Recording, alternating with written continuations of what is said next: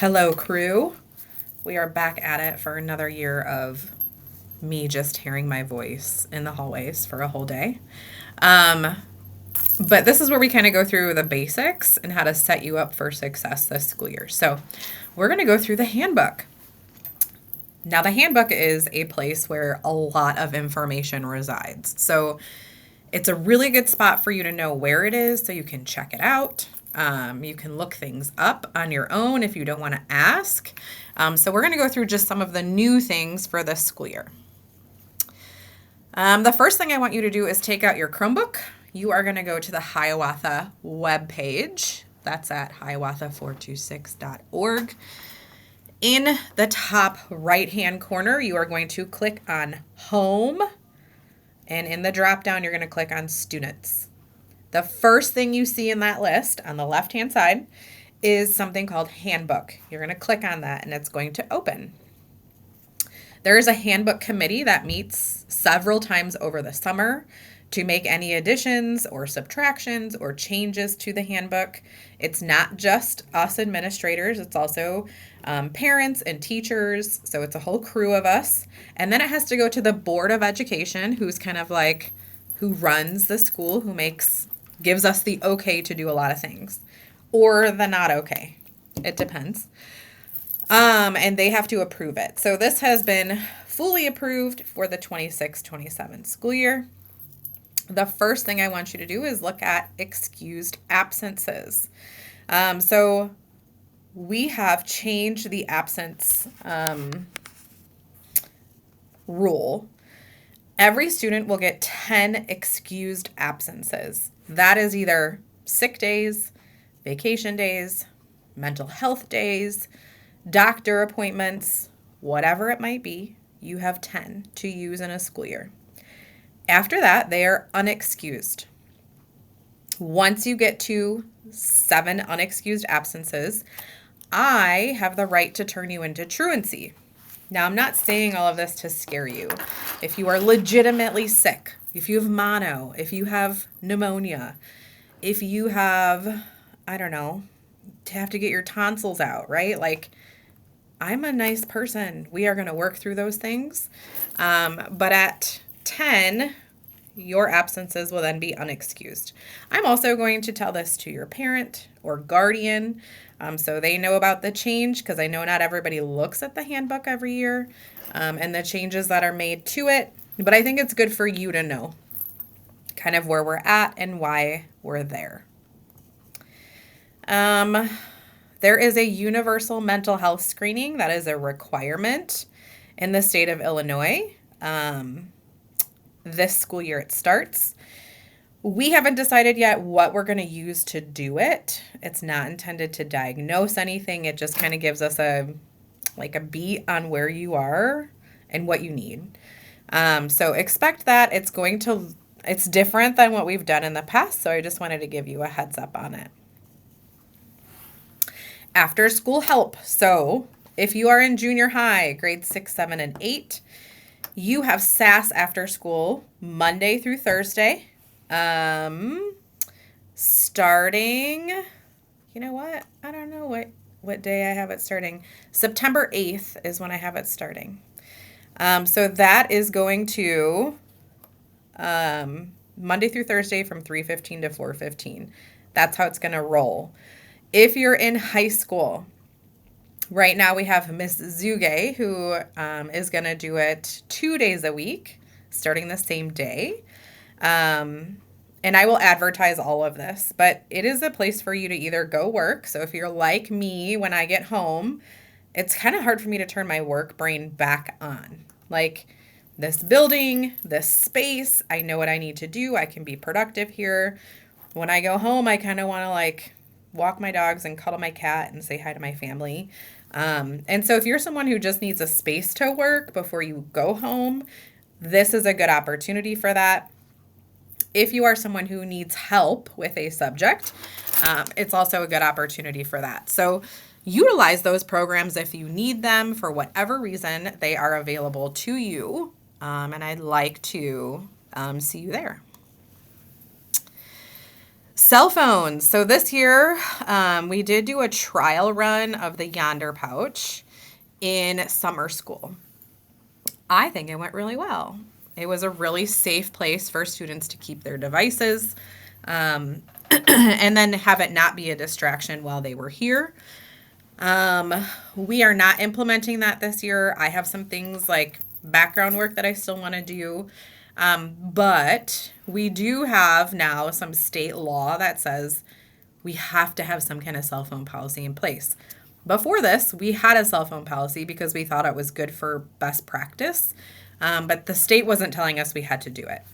Now the state is telling us we have to do it.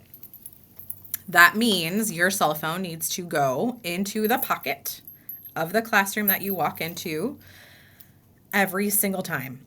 And it helps us that we have that state law now in place. It's not just us being mean or cruel or nasty to you. It is something we have to do because research shows that it's best for you. That's the best way for you to learn. So in the handbook, it tells you all about electronic devices and kind of what levels, like level 1 is handled in the classroom. Level 2, you will be asked to bring your cell phone down to the main office for safekeeping. You'll get it back at the end of the day. Level 3, a parent or guardian has to pick it up from me after school is over. I have had parents who have said to me, you know what, you're just going to keep it overnight. That kid can go a whole night without it as part of a consequence. I don't decide that, but sometimes a parent will, so beware. And then level 4, we come up with a plan where you drop your phone off in the office every day at the beginning of the day because you have proven that you cannot keep your cell phone off and away from you during the class time. So we try not to do this. Obviously, you have a choice. You have the power. You get to decide how this goes. You walk in a classroom, you put your cell phone in the pocket. It's very simple. And then when the class is over, you pick it back up, take it to your next class. You are still allowed to have them in the lunchroom, so that has not changed. I'm trying to think what else. I want you to get used to that cell phone policy. In general, I think we're pretty good about it, but there's always room for improvement, even from staff. All that to say, I do think the Yonder pouches are coming. There's a lot of work that goes into that and implementing it, but just start to absorb that in the back of your brain. I think it's coming. Scents. Why is this always a problem? Because we want to smell good, and I appreciate that you want to smell good. But for the health and comfort of all students, staff, and visitors, you have to refrain from bringing a scent to school and spraying it all over yourself in between classes. This is on page 25, if you can see, if you want to scroll down and get there, you can see it in the handbook. We cannot have it. There are many staff and students that have very large reactions to different scents. I can't have it here. That's why I don't have like a smell good in my office. I would love to do that. I cannot do that because not everybody can tolerate it. So at home, when you're getting ready in the morning, spray yourself, and then you need to buy something that lasts all day. That's what it's going to be. Are we clear about that? It's so hard sometimes for me too. Like, I don't want to have to tell you, no, bring it home. But I will if I have to. And we've even had parents have to come pick up scents, like bottles of perfumes and colognes, because you want to keep it in your locker and you want to spray yourself all the time. Again, I appreciate that you want to smell good. I hope that whatever scent you wear lingers throughout the day so you can still smell good.